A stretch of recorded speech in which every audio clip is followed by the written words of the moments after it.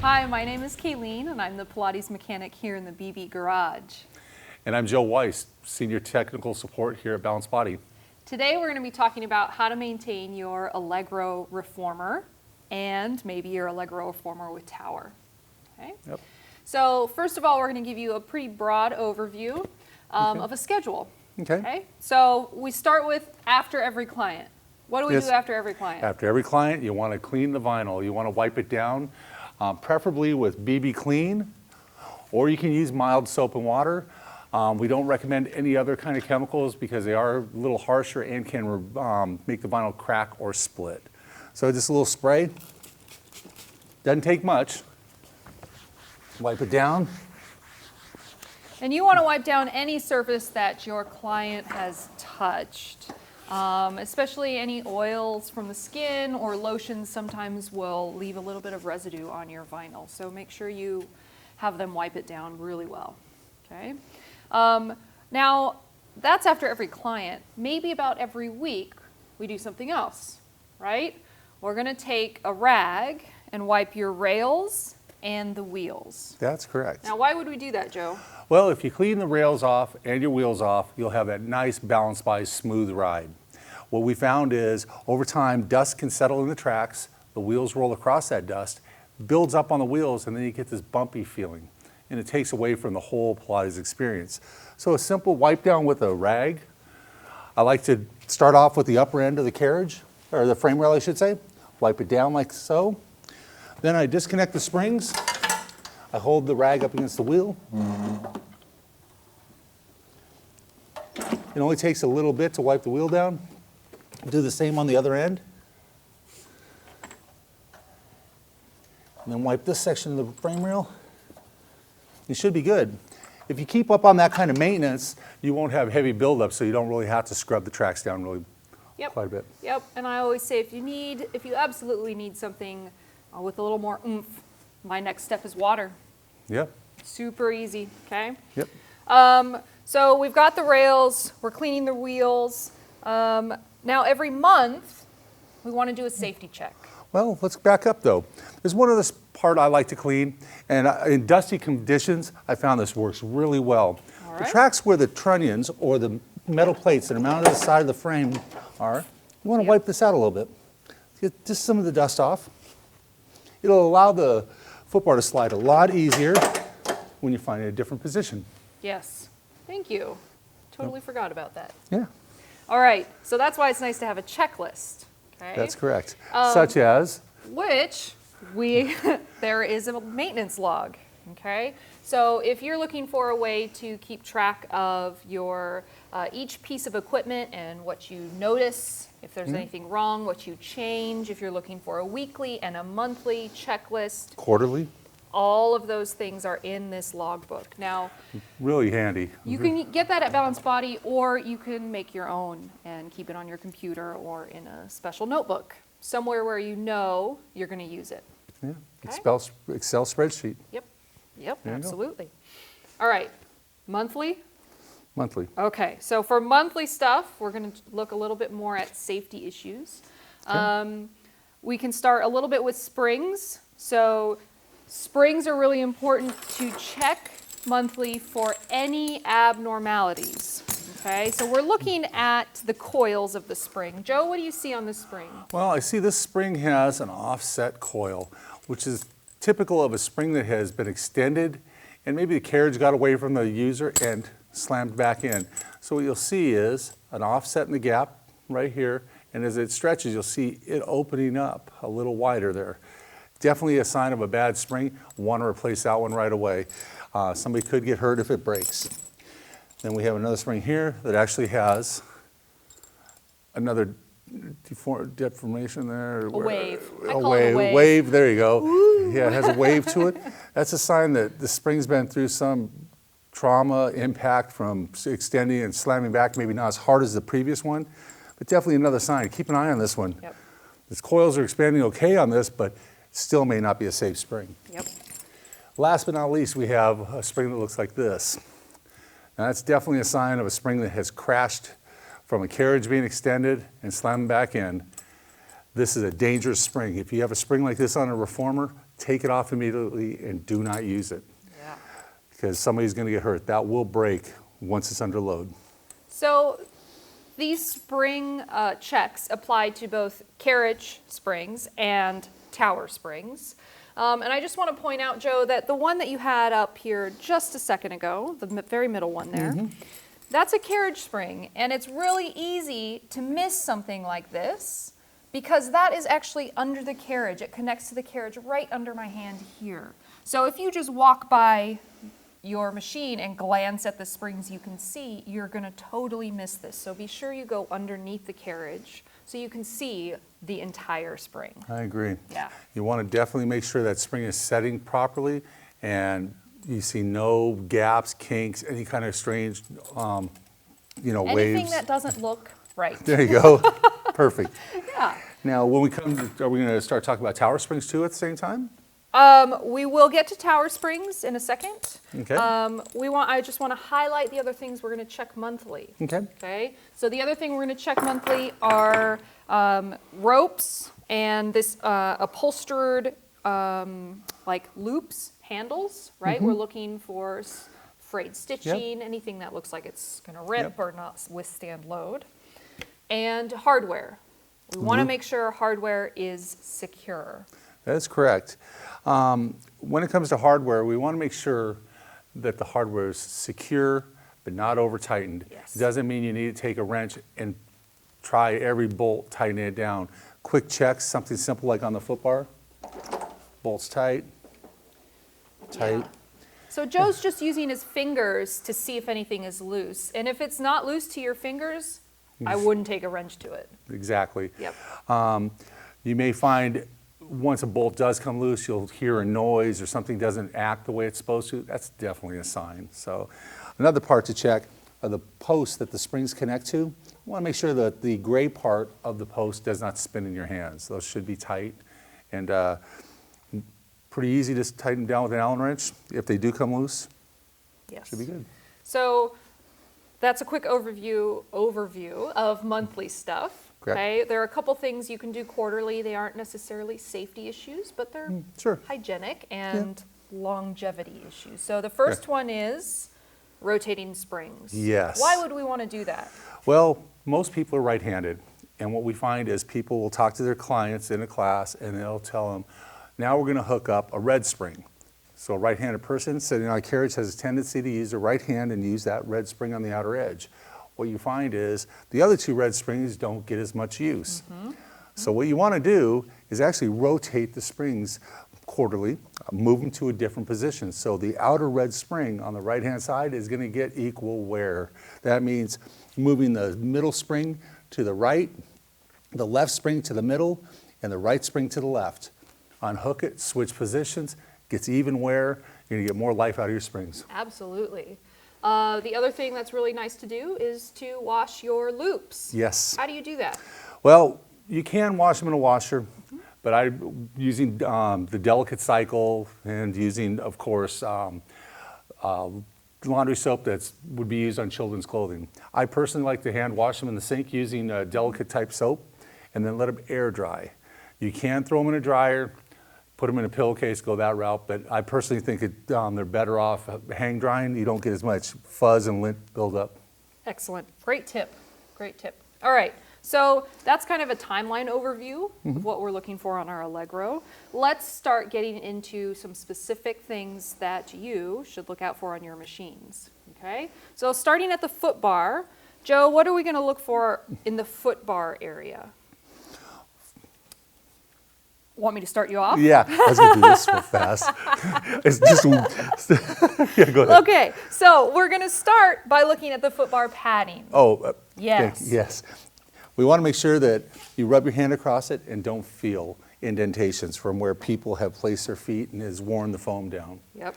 If you feel that, call Balanced Body. We do sell replacement padding. It's not real difficult to replace. Yep, super easy. We're also looking for the foot bar cover to be Velcroed on the opposite side of where your feet Yep. go. The Velcro strip should be away from the carriage. You'll find that we've seen it many times people put the footbar on backwards and the seam is on the side towards the carriage. That means your feet are going to be pressing upon that seam and you're going to feel this discomfort. Easy enough, unbolt the footbar, rotate it and put it back on. Yep. Yep. So the footbar cover getting worn or ripped or whatever, footbar padding, super easy to replace. Now, the Allegro footbars are really easy to adjust, and there are a few mechanisms we want to look at when we're adjusting the footbar height and position. That's correct. You want to take a look at the levers you squeeze. Make sure that the bolt's tight. From there, when you squeeze the handle, the pin's got to be able to clear and lock back into position.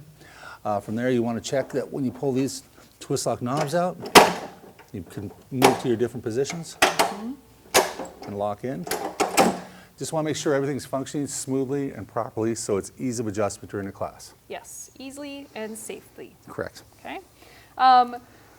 The other thing we want to look for over here in the footbar area is the foot strap. So on the Allegro, our foot strap is on the outside. You just want to give it a nice tug to make sure that everything is secure, the clips are secure. And for some people, we like to turn the clips so that the little knobs are facing away from someone's feet. Okay. What are you giving me that look for, Joe? Well, you know, you can do that, but it becomes a little awkward. It'll still work. It'll work both ways. On this foot strap being a little longer, you're not necessarily going to have your feet near it. So that's just me. All right. Well, two philosophies in this video. Yeah. All right, moving up towards the carriage, I just want to mention the springs here. We've already talked about what to look for safety-wise in the springs, but it's really important to look under the carriage as well to check the spring hook orientation right under here.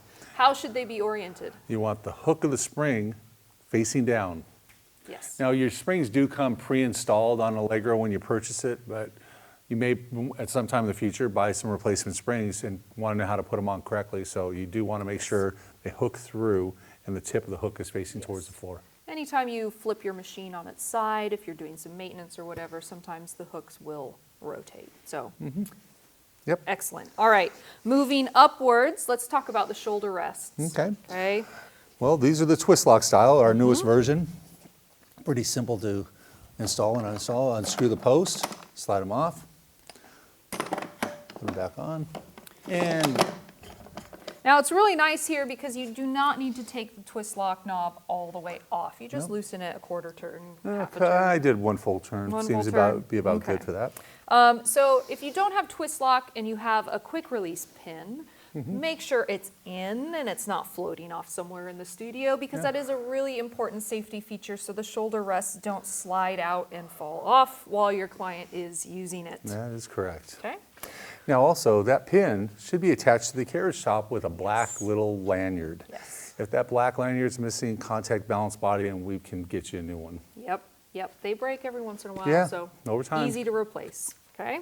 We're also looking at these eye straps and cam cleats. So the rope should go through the eye strap, through the cam cleats, and in this case, I've threaded the ropes under the shoulder rest out to the other side just to keep them out of the way. You can do that or something else Yeah. to keep This them is out the- of the way. This is the most clean way. That way they're both in a not sticking out too far. Plus, if you do have to adjust them, you don't really have to fight trying to get the ends through. Yep.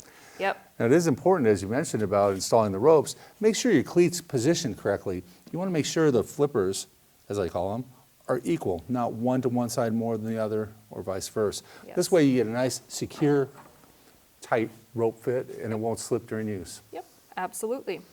Headrest. Headrest, you want to check and make sure that none of the screws behind on the lower hinge are coming loose or up on top. Also, you have an elevation block. You want to make sure that elevation block is functioning properly and still attached. Yep, every once in a while, something will come a little loose there.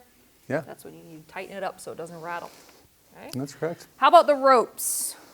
Well, with the soft touch rope system, you just want to make sure you don't have any fraying or anything like that. These look pretty good, no lumps. If you do feel some lumps or you see some wear marks on the outer casing where you're seeing a white inner casing, that's a good sign it's time to change those ropes out. We found that over time, if they do get lumpy, you will feel that when you're working out. You'll pull on the ropes, you'll feel a little clunk clunk feel. Yep, it totally changes the feel of supine arms and straps or feet and straps, right? So the ropes attach to loops and handles. We want to make sure that those things don't have any loose threads or worn nylon or anything like that that might break under high loads. Yeah, definitely want to keep an eye on the seams where it's stitched together. If this comes loose, could fall apart when you're using it. You don't want to see that happen. Yep. So your ropes thread up through pulleys. These are pulleys up here. And this particular one is attached to the tower, but if you don't have a tower, then, would you hold this? Yes, ma'am. You might have risers, okay? And these risers would fit somewhere right around here, actually. Okay. And how are those secured? So for these kind of risers, you would take a quick release pin from the back, ta-da, attached to a lanyard, and put it through the hole into, there's a hole in the bottom of the riser.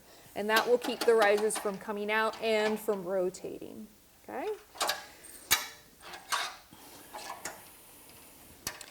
And this is why we put the pulleys on the tower if you have a tower, so they're out of the way, okay? So a couple things, thank you. A couple things to look for on the pulleys. Okay, so you want to make sure that the shackle or clevis is tight. It's held in place by a flat tip screw. Sometimes these will come unthreaded and can get loose, and it could be dangerous if the pulley comes loose. So you just want to go back and make sure the screw's tight. Check it on both of them. Now, when you have it on a riser, the spring might be in your way a little bit. You can rotate the spring on this pulley and riser assembly so you get an open location where you can access the little flathead screw. Yep. Yep, that's really important because the pulley won't actually fall off right away if the bolt's not tight. It will get a little cockeyed, and so you have the illusion of everything's okay. So you got to check it with your eyes really carefully. That's correct. Okay. So the pulley's attached to the frame or the riser with an eye bolt. Okay, so your eye bolt can wear.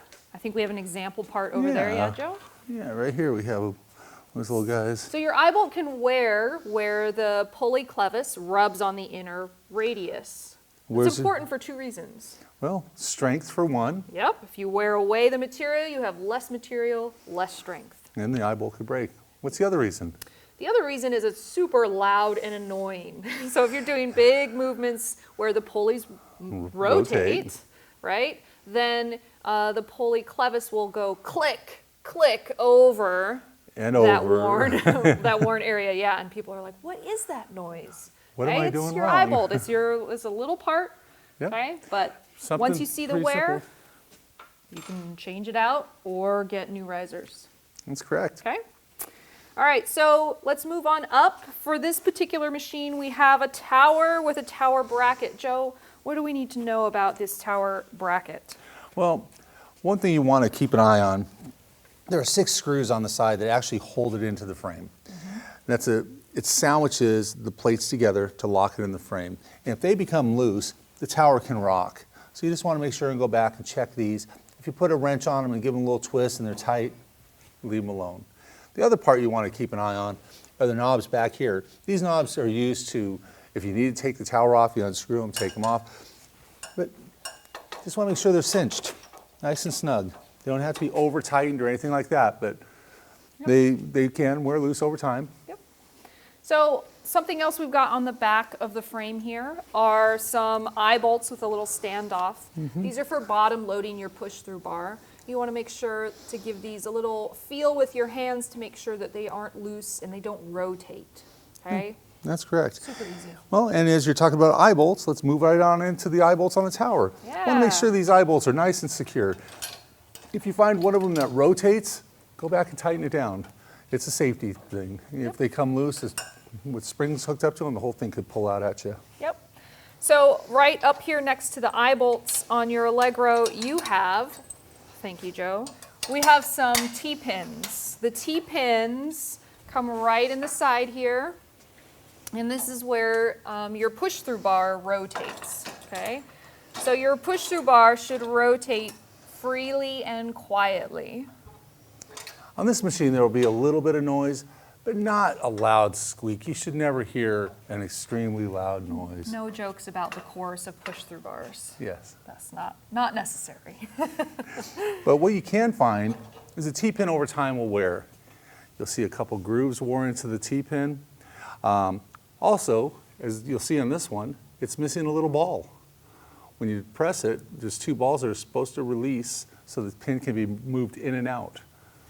Well, this one here has lost one of the balls, so it's unsafe, so it's time to replace it. Yep. Now, one thing I do want to mention, when your tower is shipped to you, the T-pins are installed on the inside.